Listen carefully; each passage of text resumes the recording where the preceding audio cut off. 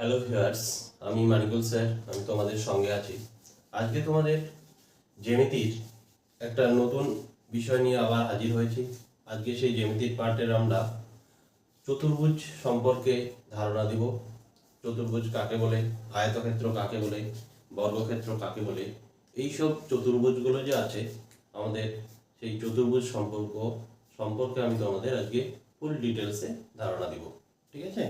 তোমরা সেই ক্লাসটা স্কিপ না করে মন দিয়ে দেখবে এবং তোমাদের বন্ধুদের বেশি বেশি করে শেয়ার করবে, যেন এই ক্লাসটা আপলোড করার সাথে সাথেই তোমাদের বন্ধুদের কাছে সেই ক্লাসটা পৌঁছে যায় এবং তারাও শিখতে পারে। ঠিক আছে? তাহলে চলো আমরা স্টার্ট করি। আজকে প্রথম যে কোশ্চিন আছে সেই কোশ্চিনটা হচ্ছে চতুর্ভুজ কাকে বলে। চতুর্ভুজ কাকে বলে, সবার প্রথমে আমরা চতুর্ভুজের আগে ছবিটা আঁকবো। সেই ছবিটা দেখে দেখে আমরা কি করব, চতুর্ভুজের সংজ্ঞা বলতে পারবো। তাহলে ছবিটা দেখে দেখে যদি আমরা চতুর্ভুজের সংজ্ঞা মুখস্থ করি তাহলে আমাদের খুব সহজেই সেই সংজ্ঞাটা মনে থাকবে। বোঝা গেছে? তাহলে দেখো, 1 নম্বর কোশ্চেনের অ্যান্সারটা কি। প্রথমত আমরা ছবি আঁকলাম। এই হচ্ছে একটা ছবি আঁকলাম আমি, এই একটা ছবি আঁকলাম। এটা হচ্ছে চতুর্ভুজের ছবি। ঠিক আছে? এটার নাম দিয়ে দিলাম এ বি সি ডি। এইবার এই ছবিটা দেখে আমরা একটা দেখতে পাচ্ছি। এই ছবিটা দেখে এবার আমরা চতুর্ভুজ কাকে বলে সেই চতুর্ভুজ সম্পর্কে সংজ্ঞাটা বলবো। বোঝা গেছে? তাহলে দেখো, এবার এই ছবিটা দেখে আমি কি করে সংজ্ঞাটা বলি।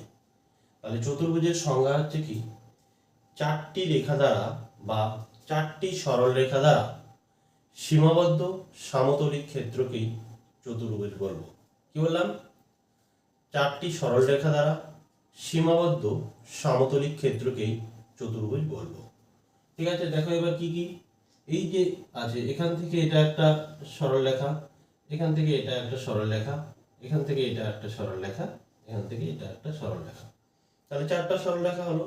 আমি বলবো কি, যে 4টি সরল রেখা দ্বারা সীমাবদ্ধ সমতলিক ক্ষেত্রকে আমরা চতুর্ভুজ বলবো। বোঝা গেছে? খুব সহজ ভাষায় বললাম। এইবার যে এই যে কোণগুলো আছে, এই চতুর্ভুজের 4টা কোণের সমষ্টি 360 ডিগ্রি বা 4 সমকোণ। বোঝা গেছে? তাহলে চতুর্ভুজের 4টা কোণের সমষ্টি কত? 360 ডিগ্রি বা 4 সমকোণ। বোঝা গেল চতুর্ভুজ সম্পর্কে ধারণা, চতুর্ভুজ কাকে বলে। এইবার আমরা পড়ব কি 2 নম্বর কোশ্চিন, আয়তক্ষেত্র কাকে বলে। তাহলে চতুর্ভুজ ক্লিয়ার হয়ে গেল আমাদের। তারপরে 2 নম্বর কোশ্চিন আছে আয়তক্ষেত্র।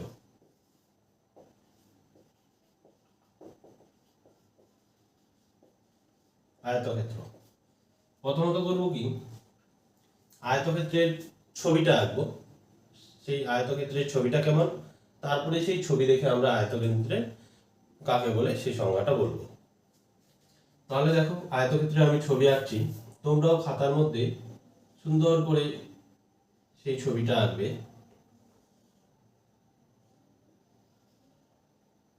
এই হচ্ছে আয়তক্ষেত্রের ছবি।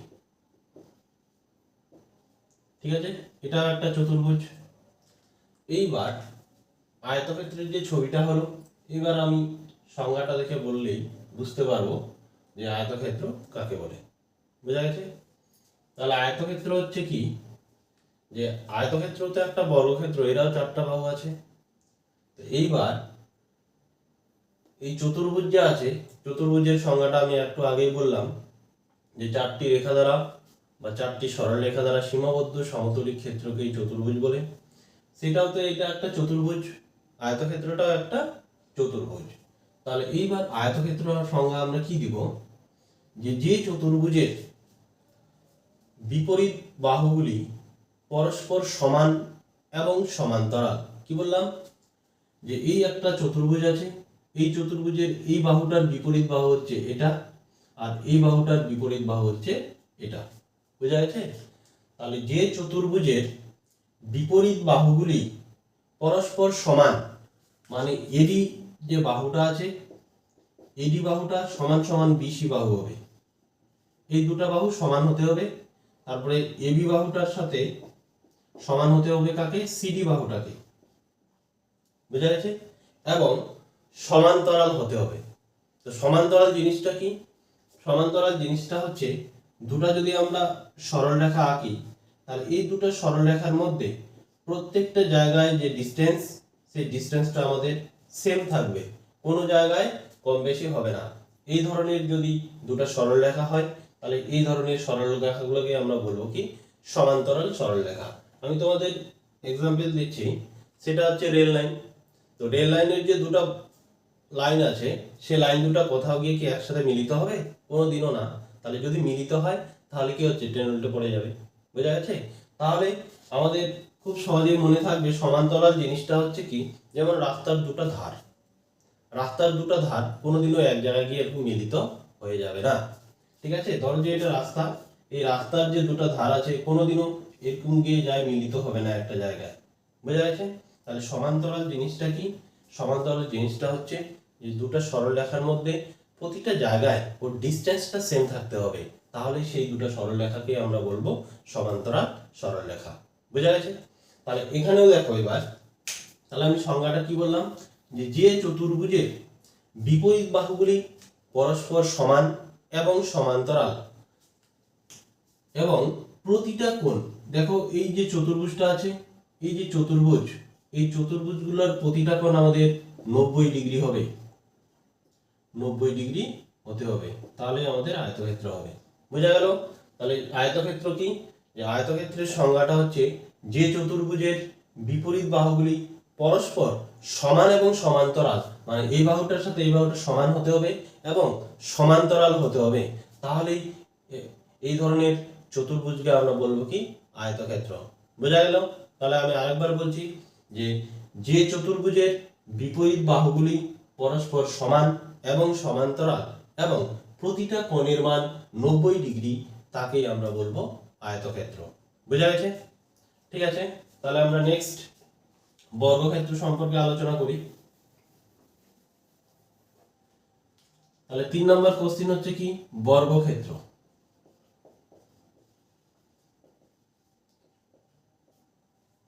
তাহলে বর্গক্ষেত্রের আমাদের ছবি কি হবে, আমরা আগে বর্গক্ষেত্রের ছবিটা আঁকি। তাহলে বর্গক্ষেত্র আমরা করবো এবার। বর্গক্ষেত্রের ছবিটা আগে কেমন, বর্গক্ষেত্র একটা চতুর্ভুজ, এই হচ্ছে বর্গক্ষেত্র। আগের ছবিটা থেকে এটা একটু আলাদা দেখতে পাচ্ছ তোমরা, আয়তক্ষেত্রের যে ছবিটা ছিল সেটার থেকে একটু আলাদা। আয়তক্ষেত্রের ছবিটা কি ছিল, যে এই দুটো বাহু একটু বেশি বড় ছিল আর এই বাহু দুটো ছোট ছিল, এই ধরনের ছবিটা হচ্ছে আমাদের আয়তক্ষেত্রের। কিন্তু বর্গক্ষেত্রের ছবিটা আমাদের দেখো আয়তক্ষেত্রের মতো না। তাহলে বর্গক্ষেত্র কি বা বর্গক্ষেত্র কাকে বলে, এই হচ্ছে বর্গক্ষেত্রের ছবি। এবার এখান থেকে সংজ্ঞাটা যদি বলি, তাহলেই তোমাদের বর্গক্ষেত্র সম্পর্কে যে ধারণা, সঠিক ধারণা, সেই ধারণাটা তোমাদের ক্লিয়ার হয়ে যাবে, বুঝা গেছে। তাহলে দেখো এবার বর্গক্ষেত্র কাকে বলে। তাহলে বর্গক্ষেত্র কি, একটা চতুর্ভুজ, তাই না। তো এই যে বর্গক্ষেত্রটা একটা চতুর্ভুজ, তাহলে আমরা সেম ভাবেই সংজ্ঞাটা বলবো, কিন্তু এখানে যে কন্ডিশনটা আছে সেই অনুযায়ী সংজ্ঞাটা আমরা বলবো, ঠিক আছে। তাহলে বর্গক্ষেত্র কাকে বলে, যে চতুর্ভুজের প্রতিটা বাহু, এই যে বাহুগুলো আছে প্রতিটা বাহু সমান এবং এই যে কোণগুলো আছে এই কোণগুলোর মান হচ্ছে 90 ডিগ্রি, ঠিক আছে, এই কোণগুলোর মান 90 ডিগ্রি। তাহলে বর্গক্ষেত্রের সংজ্ঞাটা কি, যে চতুর্ভুজের প্রত্যেকটি বাহু সমান, তাকে আমরা বলবো বর্গক্ষেত্র। তাহলে প্রতিটা বাহু মানে কি, এবি সমান সমান বিসি সমান সমান সিডি সমান সমান ডিএ। তাহলে এই ধরনের যে বাহুগুলো, তাহলে যে চতুর্ভুজের প্রত্যেকটা বাহু সমান এবং প্রতিটা কোণের মান 90 ডিগ্রি, তাকে আমরা বলবো কি, বর্গক্ষেত্র। বোঝা গেল কি বললাম, যে চতুর্ভুজের প্রতিটা বাহু সমান এবং প্রত্যেকটা কোণের মান 90 ডিগ্রি, তাকেই আমরা বলবো বর্গক্ষেত্র। বোঝা গেছে বর্গক্ষেত্রের ছবিটা কি, আমাদের এই বাহুটা এই বাহুটা এই বাহুটা এই বাহুটা প্রত্যেকটাই সমান হতে হবে, তাহলে আমাদের বর্গক্ষেত্র হবে, না হলে বর্গক্ষেত্র হবে না। বোঝা গেল। এবং আরেকটা কন্ডিশন কি, যে কোণগুলোর মান 90 ডিগ্রি হতে হবে। যদি অন্য কিছু হয় তাহলে সেটাকে আমরা বর্গক্ষেত্র বলবো না। বোঝা গেল। তারপরে এবার 4 নম্বর কোশ্চিন আমাদের আছে সামান্তরিক কাকে বলে। 4 নম্বর কোশ্চিন হচ্ছে সামান্তরিক। তাহলে সামান্তরিকের ছবিটা কি আমরা আগে আঁকি, তারপরে আমরা সেই সামান্তরিকের সংজ্ঞাটা বলবো যে সামান্তরিক কাকে বলে। সামান্তরিকের সংজ্ঞা ছবিটা হচ্ছে আমাদের এরকম দেখতে।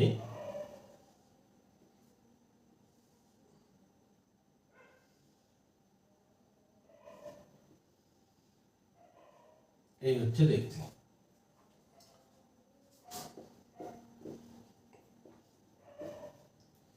সামান্তরিকের ছবিটা হচ্ছে আমাদের এইরকম দেখতে, মানে এই দুটো বাহু বড় হবে, এই দুটো বাহু ছোট হবে।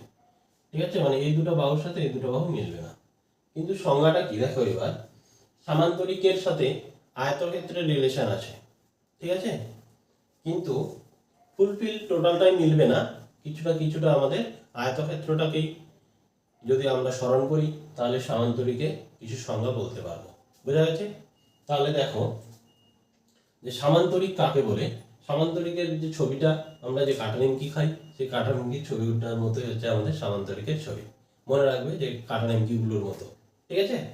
তাহলে দেখো এই যে সামান্তরিক আছে, তো সামান্তরিকের সংজ্ঞা হচ্ছে যে যে চতুর্ভুজের, এটা একটা চতুর্ভুজ, তো আমরা বলবো যে চতুর্ভুজের বিপরীত বাহুগুলি, এই যে এইটার বিপরীত বাহু এটা, আর এটার বিপরীত বাহু হচ্ছে এটা, বিপরীত বাহুগুলি পরস্পর সমান এবং সমান্তরাল। কি বললাম, যে যে চতুর্ভুজের বিপরীত বাহুগুলি পরস্পর সমান, মানে এটার সাথে এটা সমান আর এটার সাথে এটা সমান, এবং পরস্পর সমান এবং সমান্তরাল, কিন্তু এই যে কোণগুলো আছে, কোণগুলো হচ্ছে আমাদের 90 ডিগ্রি হবে না। ঠিক আছে। তাহলে যে চতুর্ভুজের বিপরীত বাহুগুলি পরস্পর সমান এবং সমান্তরাল কিন্তু কোণগুলির মান 90 ডিগ্রি নয়, সেই ধরনের চতুর্ভুজকে আমরা বলবো সামান্তরিক। বোঝা গেল কি বললাম, যে যে চতুর্ভুজের বিপরীত বাহুগুলি পরস্পর সমান এবং সমান্তরাল কিন্তু প্রতিটা কোণের মান 90 ডিগ্রি নয়, তাকেই আমরা বলবো সামান্তরিক। বোঝা গেল। তাহলে এই হচ্ছে আমাদের সামান্তরিকের সংজ্ঞা।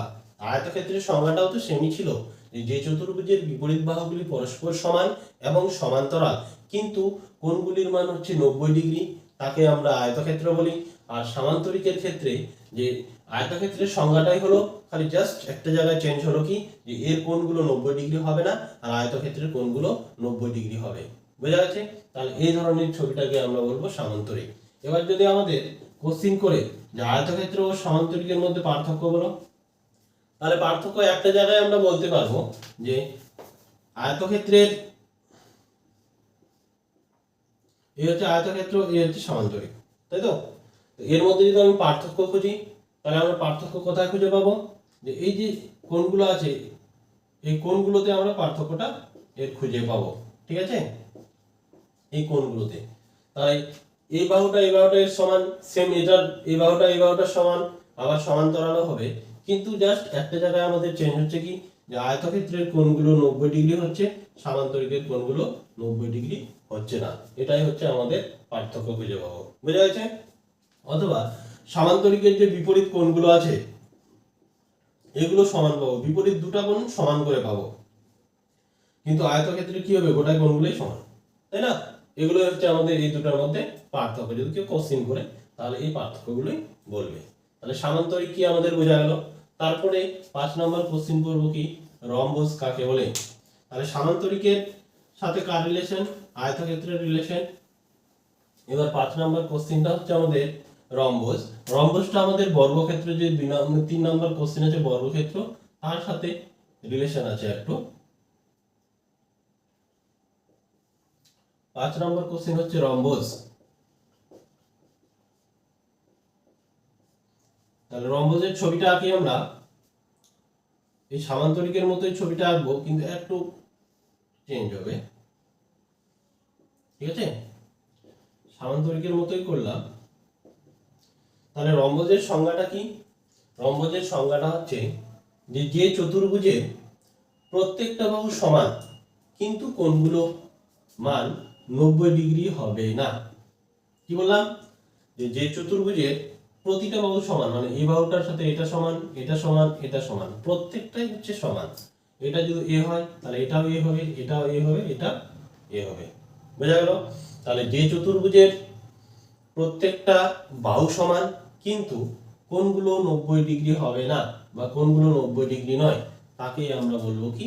রম্বস। তাহলে এটা হচ্ছে বর্গক্ষেত্রের সাথে রিলেশন। তাহলে বর্গক্ষেত্রে কি ছিল? যে বর্গক্ষেত্রের প্রতিটা বাহুই সমান ছিল কিন্তু কোণগুলো শুধু 90 ডিগ্রি ছিল। আর রম্বসের ক্ষেত্রে প্রতিটা বাহু সমান, কোণগুলো জাস্ট 90 ডিগ্রি নেই, তাকেই আমরা রম্বস বলছি। আর যাদের কোণগুলো বলছে 90 ডিগ্রি, সেটাকে আমরা কি বলছি? বর্গক্ষেত্র বলছি। তাহলে বোঝা গেল রম্বস কাকে বলে। রম্বস হচ্ছে কি? যে চতুর্ভুজের বিপরীত বাহুগুলি, যে চতুর্ভুজের প্রত্যেকটা বাহু সমান কিন্তু কোণগুলি সমকোণ বা 90 ডিগ্রি নয়, তাকেই আমরা বলবো রম্বস। বোঝা গেছে? রম্বসের ছবিটা তোমরা বুঝে গেলে যে কিভাবে হবে। তারপরে লাস্ট যে কোশ্চেন আমাদের ট্রাপিজিয়াম, সেই ট্রাপিজিয়াম কাকে বলে সেটা আমরা আলোচনা করব। 6 নম্বর কোশ্চেন হচ্ছে ট্রাপিজিয়াম।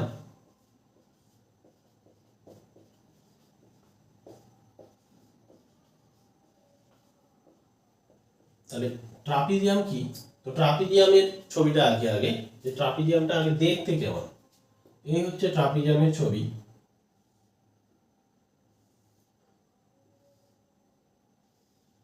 এই হচ্ছে ট্রাপিজিয়ামের আমাদের ছবি।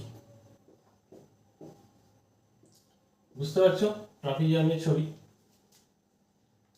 তাহলে ট্রাপিজিয়াম আমরা কাকে বলবো? এটাও তো আমাদের কি একটা চতুর্ভুজ, তাই না? তো ট্রাপিজিয়াম দেখো, এই বাহুটার সাথে এই বাহুটা সমান্তরাল আছে কিন্তু বাহুটা সমান নয়, ঠিক আছে? আর এই বাহু দুটো তো আমাদের সমান আছে কিন্তু সমান্তরাল নয়, ঠিক আছে? তাহলে ট্রাপিজিয়াম হচ্ছে যে চতুর্ভুজের একটি বিপরীত বাহু সমান্তরাল কিন্তু সমান হবে না। মনে রাখবেন কি বললাম?